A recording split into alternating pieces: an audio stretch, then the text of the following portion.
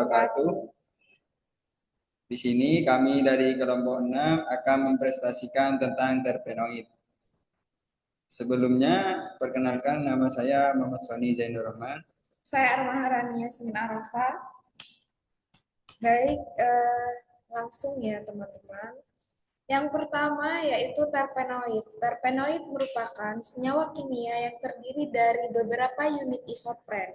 Unit isopren sendiri adalah senyawa hidrokarbon dengan rumus molekul kimia C5H8. Senyawa ini memiliki sifat mudah terbakar. Kebanyakan terpenoid mempunyai struktur siklik dan mempunyai satu gugus fungsi atau lebih. Struktur siklik adalah konfigurasi molekul di mana atom-atomnya membentuk cincin. Potensi terpenoid ada dua, yaitu yang pertama menghambat pertumbuhan tumbuhan pesaing, dan yang kedua adalah sebagai inseksida terhadap hewan tinggi. Slide selanjutnya ada sebagian terpenoid mengandung atom karbon yang jumlahnya merupakan berkelipatan 5. Hal ini sudah dijelaskan di awal bahwa terpenoid sendiri itu rumus molekulnya C5H8. Sebagian terpenoid mempunyai kerangka karbon yang dibangun oleh dua atom atau lebih unit C5 yang disebut isopren. Unit isopren biasanya saling berkaitan dengan teratur di mana kepala dari unit satu berkaitan dengan ekor unit yang lain. Kepala adalah ujung terdekat ke cabang metil dan ekor merupakan ujung yang lainnya. Sifat terpenoid yaitu dalam keadaan segar, cairan tidak berwarna, akan tetapi jika teroksidasi, warna akan berubah menjadi gelap, mempunyai bau yang khas, kerapatan lebih kecil dari air, larut dalam pelarut organik, eter, dan alkohol. Senyawa ini tidak jemu, rantai terbuka ataupun siklik. Selanjutnya yaitu struktur kimia. Struktur kimia dari terpenoid sudah dijelaskan di slide sebelumnya bahwa ada kepala dan ekor. Susunan kepala ke ekor ini disebut sebagai kaidah isopren. Kaidah ini merupakan ciri khas dari sebagian terpenoid sehingga dapat dijadikan dasar penetapan terpenoid. Nah, ini kepalanya dan ini ekornya. Kepala satu senyawa terpenoid adalah taksodon dan fernomenin yang merupakan jenis terpenoid yang mempunyai efek fisiologis terhadap manusia, yaitu dapat menahan pembelahan sel sehingga menghalangi pertumbuhan tumor. Klasifikasi terpenoid yang pertama, kalau jumlah atom C-nya 10, unit isoprennya itu ada 2. Itu dinamain monoterpenoid. Contohnya geraniol. Kalau C-nya ada 15, unit isoprennya ada 3. Itu dinamain sesquiterpenoid. Contohnya santonin. Kalau C-nya ada 20, jumlah unit isoprennya ada 4. Itu diberi nama diterpenoid. Contohnya fitol. Sedangkan kalau jumlah C atomnya 30, unit isoprennya ada 6. Itu kelas terpenoidnya masuk triterpenoid, contohnya lanusterol. Dan kalau ada C-nya ada 40, jumlah unit isoprennya ada 8, kelas isoprennya termasuk pada tetrapenoid, contohnya beta-karoten, dan lain sebagainya. Selanjutnya ada monoterpenoid. Monoterpenoid, senyawa terpenoid yang paling sederhana, terbentuk dari 2 unit isopren seperti yang dijelaskan pada slide sebelumnya. 2 komponen minyak astiri yang berupa cairan tidak berwarna, larut dalam air, mudah menguap, dan berbau harum. Monoterpenoid dapat dibagi menjadi 3 golongan. Yang pertama asiklik, monosiklik, dan bisiklik. Asiklik sendiri adalah senyawa yang memiliki struktur rantai karbon terbuka dan tidak memiliki cincin. Jika monosiklik adalah senyawa yang memiliki satu cincin di dalam strukturnya, dan bisiklik adalah senyawa yang memiliki dua cincin dalam molekulnya. Nah, ini merupakan contoh dari gambar monoterpenoid, yaitu bunga jasmin atau bunga melati. Selanjutnya ada sesquiterpenoid. Sesquiterpenoid merupakan senyawa yang mengandung atom C15. Biasanya dianggap berasal dari tiga satuan isopren. Sama seperti monoterpenoid, sesquiterpenoid terdapat sebagai komponen minyak astiri, berperan penting dalam memberi aroma pada buah dan bunga. Sesquiterpenoid ini berfungsi sebagai penolak serangga, inseksida, membantu pertumbuhan tumbuhan, dan dapat bekerja sebagai fungisida. Fungisida.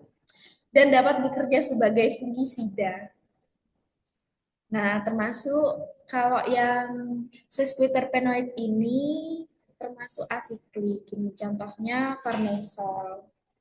Asiklik itu rantainya terbuka dan tidak memiliki cincin. Selanjutnya ada diterpenoid. Diterpenoid merupakan senyawa yang mengandung atom C20 yang berasal dari 4 satuan isopren. Karena titik didihnya tinggi, biasanya diterpenoid tidak ditemukan dalam minyak astiri tumbuhan. Kebanyakan penyebaran sangat terbatas. Senyawa terpenoid banyak berfungsi sebagai fungisida, racun terhadap serangga. Ada juga senyawa terpenoid yang bekerja sebagai obat anti tumor karena efek sitotoksiknya, dan ada yang mempunyai aktivitas antivirus. Selanjutnya adalah triterpenoid yang akan dijelaskan oleh rekan saya, yaitu Sony. Selanjutnya yaitu titerpenoid. Titerpenoid merupakan senyawa yang kerangka karbonnya berasal dari 6 satuan isotepren dan secara biosintetis diturunkan dari hidrokarbon C30 asiklik yang disebut dengan squalene. Squalene sendiri merupakan senyawa rantai panjang asiklik yang menjadi prekursor dalam pembentukan titerpenoid. Prekursor sendiri merupakan bahan dasar yang diubah melalui serangkaian reaksi kimia untuk membentuk suatu senyawa melalui proses enzimatik. Diterpenoid berupa senyawa tak berwarna, berbentuk kristal, biasanya bertitik leleh tinggi. Senyawa terpenoid dapat dikelompokkan menjadi diterpenoid trisiklik, tetrasiklik, dan pentasiklik. Di mana trisiklik sendiri mempunyai 3 cincin karbon, tetrasiklik mempunyai 4 cincin karbon, dan sedangkan pentasiklik mempunyai 5 cincin karbon. Diterpenoid tetrasiklik menarik perhatian karena berkaitan dengan biosintesa steroid. Contohnya adalah lanosterol. Senyawa lanosterol termasuk dalam golongan steroid, yaitu senyawa dengan kerangka dasar siklopentanoperhidrofenantren atau 4 cincin karbon yang berfungsi, di mana molekul ini terdiri dari 3 cincin sikloheksana A, B, C. Nah, untuk cincin A-nya di sini, B di sini, sedangkan C di sini.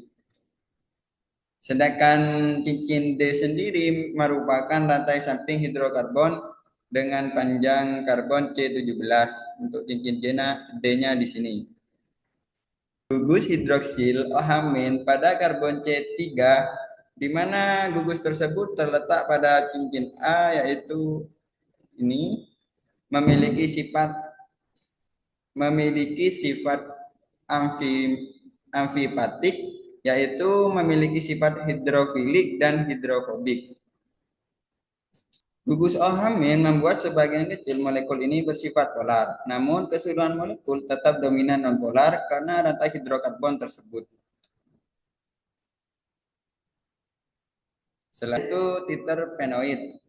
Beberapa triterpenoid menunjukkan aktivitas fisiologi dan senyawa ini merupakan komponen aktif dalam tumbuhan obat yang telah digunakan untuk penyakit termasuk diabetes, gangguan menstruasi, patukan ular, gangguan kulit, kerusakan hati, dan malaria. Squalene sendiri memiliki rumus molekul yaitu C30H50, di mana struktur squalene sendiri mempunyai 6 ikatan rangkap dalam bentuk terkonjugasi sebagian. Struktur squalene bersifat linear dengan rantai cabang metrik di beberapa posisi. Senyawa ini merupakan prekursor biosintesis terpenoid dan kolesterol pada organisme yang dikatalis melalui jalur mevalonat. Tetrapenoid merupakan kelompok terpenoid yang disusun oleh 8 unit isotepren atau C40, di mana setiap satu unit isoteprennya berjumlah 5 atom. Jadi ketika ditambah itu akan berjumlah 40 atom. Tetrapenoid yang paling dikenal adalah karotenoid. Contohnya adalah B-karoten. Karotenoid merupakan golongan pigmen yang larut dalam lemak berwarna kuning sampai merah.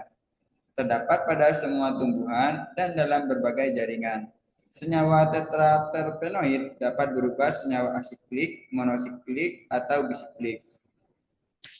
Senyawa asiklik merupakan senyawa yang memiliki struktur terbuka tanpa adanya cincin. Sedangkan monosiklik yaitu senyawa yang memiliki satu cincin dalam struktur molekulnya. Dan sedangkan bisiklik merupakan senyawa yang mengandung 2 cincin dalam strukturnya.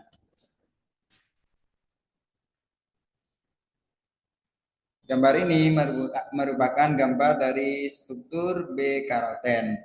Nah, yang mempunyai rumus molekulnya yaitu C40H56.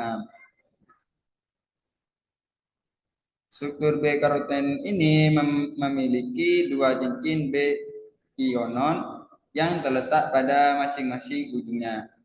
Di antara kedua cincin terdapat rantai karbon panjang dengan 11 ikatan rangkap yang terkonjugasi yang memberikan warna oranye pada B-karoten. Untuk mengetahui adanya senyawa terpenoid dalam suatu sampel dapat digunakan reaksi Lieberman-Burkhardt atau anhidrid asam asetat dan H2SO4 pekat. Senyawa terpenoid akan menunjukkan warna merah sampai ungu jika direaksikan dengan reaksi Lieberman-Burkhardt. Untuk penarikan komponen-komponen kimia dari suatu bahan alam dapat dilakukan ekstraksi dengan menggunakan pelarut yang cocok sehingga komponen kimia yang diinginkan akan tertarik oleh pelarut. Ada beberapa metode ekstraksi yang umum yang digunakan antara lain yaitu maserasi, perlokasi, dan subletasi. Karena metode maserasi merupakan metode ekstraksi sederhana dengan merendam bahan tumbuhan kering dalam pelarut. Sedangkan perlokasi merupakan metode ekstraksi di mana pelarut segar terus-menerus dialirkan melalui serbuk tumbuhan dalam alat perlokator. Sedangkan metode subletasi merupakan metode yang menggunakan sublet di mana pelarut dipanaskan dan diuapkan. Pemilihan metode ini didasarkan pada sifat kondisi dan kelarutan senyawa. Untuk memisahkan komponen kimia yang terdapat dalam ekstrak hasil ekstraksi dapat dilakukan dengan teknik kromatografi. Baik dilakukan dengan teknik kromatografi kertas, kromatografi lapis tipis, kromatografi kolom, atau kromatografi gas. Teknik kromatografi merupakan teknik pemisahan campuran yang didasarkan pada perbedaan afinitas setiap komponen terhadap fase diam dan fase bergerak. Teknik ini banyak digunakan untuk memisahkan, mengidentifikasi, dan memurnikan senyawa. Teknik mana yang akan kita pakai tergantung kepada sifat-sifat dari senyawa yang akan dipisahkan. Sekian presentasi dari kelompok 6, kurang lebihnya mohon maaf. Wassalamualaikum warahmatullahi wabarakatuh.